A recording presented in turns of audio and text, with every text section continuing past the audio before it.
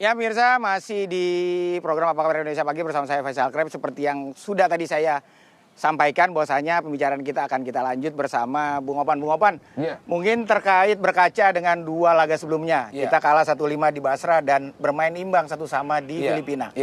Melihat laga nanti malam, bagaimana peluang maupun komposisi pemain yang akan diturunkan oleh Sintayong sendiri? Iya, dalam beberapa laga sebelumnya kita tahu Sintayong senantiasa pakem dengan formasi 3-4-3 Kreb. Dan kalau kita ingin berkaca atas situasi dan kondisi timnas, maka paling ideal adalah berkaca saat kita bermain di Piala Asia Qatar beberapa waktu yang lalu. Apalagi saat itu kita bisa mengkandaskan mengalahkan Vietnam dengan 1-0.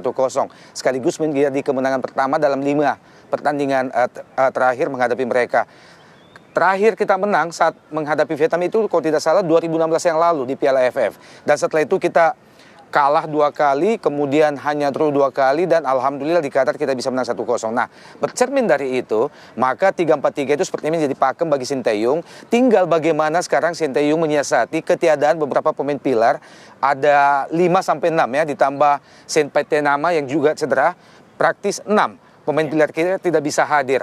4 lainnya yang dikabarkan sebelumnya, 3 diantaranya cedera, Jordi Amat, Elkan Bagot, dan juga penjaga gawang kita ya.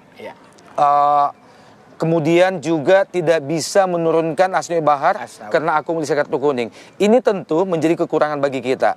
Terlepas dari itu, yang menggembirakan bagi kita adalah bergabungnya 4 debutan baru ya. Jaitzes di belakang, kemudian juga ada Nathan Cho, kemudian juga nanti di depan ada Ragnar Oratmangun. Nah, ini harapan yang kita miliki.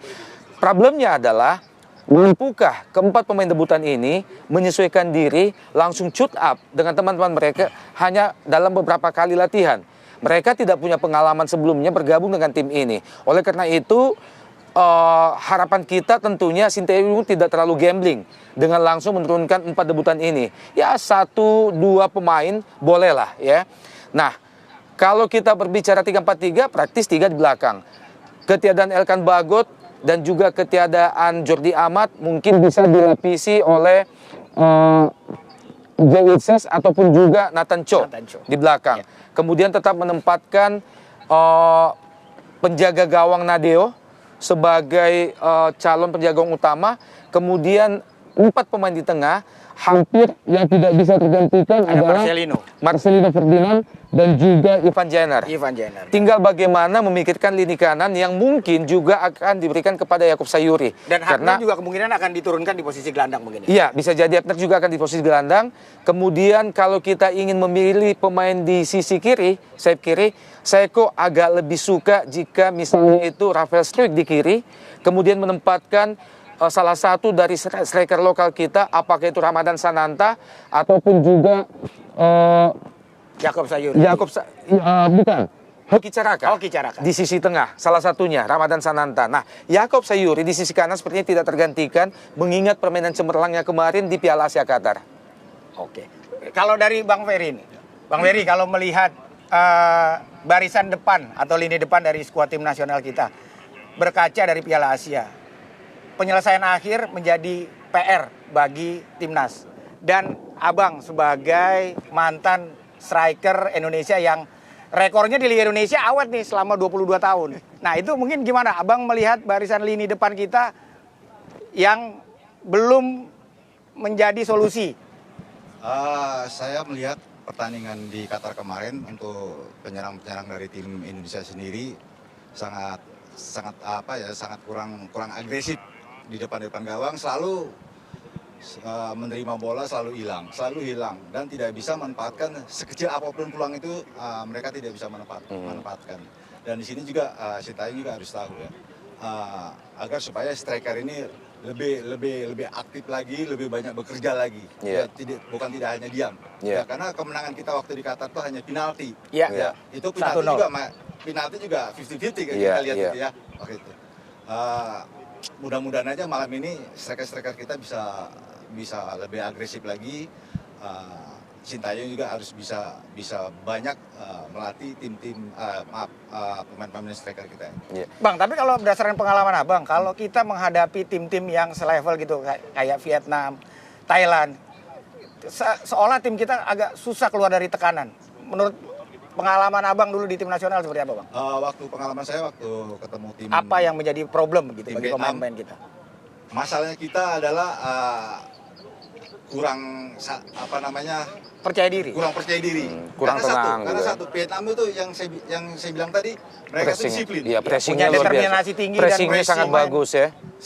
Semangat juang, stamina-nya juga ada habisnya, iya. Setelah mereka urut bola, mereka punya kecepatan, mereka Iya, melepaskan diri dari Iya. penjagaan. Sedangkan Iya. kita kalau lagi menguasai bola adalah di pressing dengan ketat oleh pemain Vietnam udah Iya, gugup gitu. iya, Jadi iya. kita susah untuk melepaskan diri dari penjagaan mereka gitu. Bung Opan, Iya. kalau sedikit Bung Opan, Iya. 2 hari menjelang laga krusial ini kita dihadapi dengan badai cedera. iya.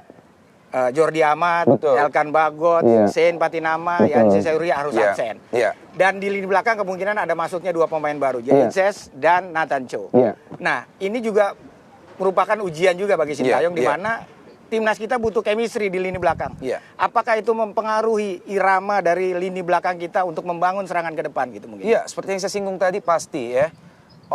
Pemain sehebat apapun jika tidak memiliki waktu yang cukup untuk bisa menjalin chemistry yang cukup dengan teman-teman lainnya, tentu akan mengalami masalah ya. Walaupun itu pemain mega bintang sekelas apapun.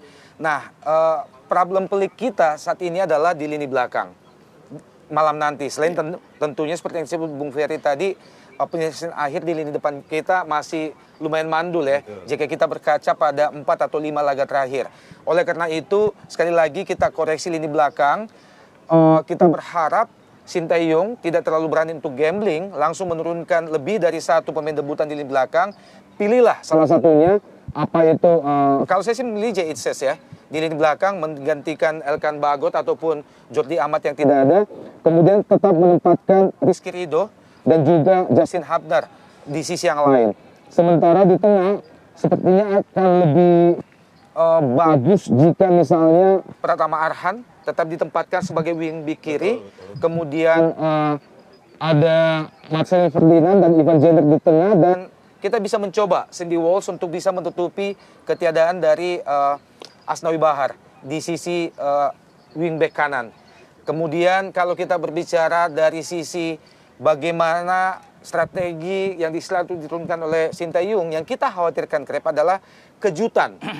Kejutan dari susunan pemain atau penempatan pemain di posisi yang senantiasa dilakukan oleh Sintayong yang tidak pernah pakem. Kadang-kadang bisa berubah. Betul, bukan kadang-kadang, tapi selalu berubah. Tidak punya best betul. starting 11 ya? Kita tidak pernah melihat sejak 4 tahun yang lalu Sintayong berada di timnas Indonesia, belum ada starting 11 yang pakem yang ditemukan. Termasuk di 1 tahun belakangan ini, di mana begitu banyak pemain bintang yang bermain abroad, itu bermain di Indonesia saat ini juga belum ada pakem. Kita berkaca sekali lagi di Piala Asia Qatar yang lalu.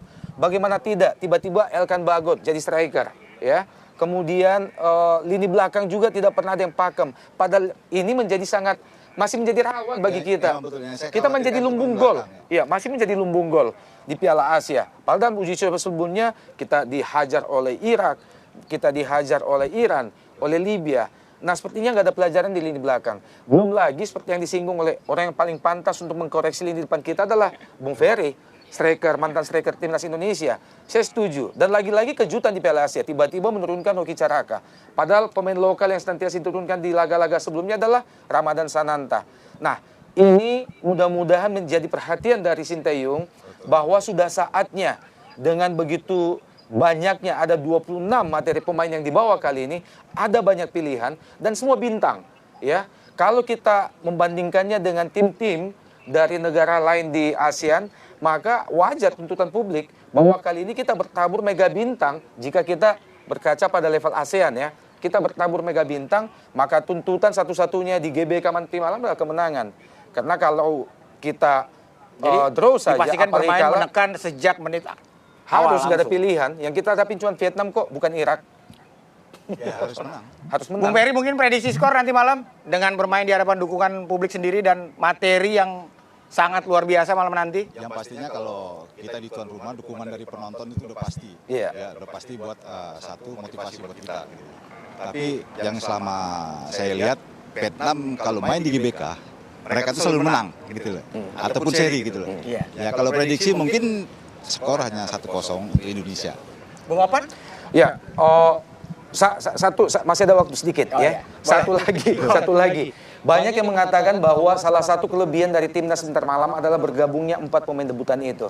Bagi saya ini bisa menjadi kelebihan, juga bisa menjadi kelemahan. Seperti yang disinggung tadi, kurangnya waktu untuk beradaptasi, kemudian belum pernah bermain di timnas yang sama, ya kan? Komunikasi juga bermasalah. Iya. Tapi kelebihan lainnya adalah kita tuan rumah, kita bermain di GBK senantiasa menjadi menjadi hantu dengan teror tersendirinya bagi tim-tim tamu, dan tidak kurang dari 60.000 akan memadati sebentar malam. Ini harus kita bisa maksimalkan. Betul. Karena dari 4 laga tersisa di kualifikasi Piala Dunia kali ini, Krep, kita wajib memenangkan 3 jika kita ingin mendampingi Irak yang sudah hampir pasti menjadi pemuncak klasemen ini nanti. Betul. Mendampingi sebagai runner-up untuk lolos ke kualifikasi ketiga grup Asia nanti. Karena 5 hari berselang kita akan bertandang Betul, ke Hanoi. betul. Nah, 3 laga sisa ini adalah nanti malam menghadapi Vietnam, kemudian tanggal 26 nanti menghadapi Vietnam lagi di kandang mereka, kemudian sisa laga satu lagi adalah menghadapi Filipina juga di GBK. 3 ini harus kita bisa menangkan. Kemudian ya kita berhitung syukur-syukur di GBK nanti kalau kita bisa terus menghadapi Irak.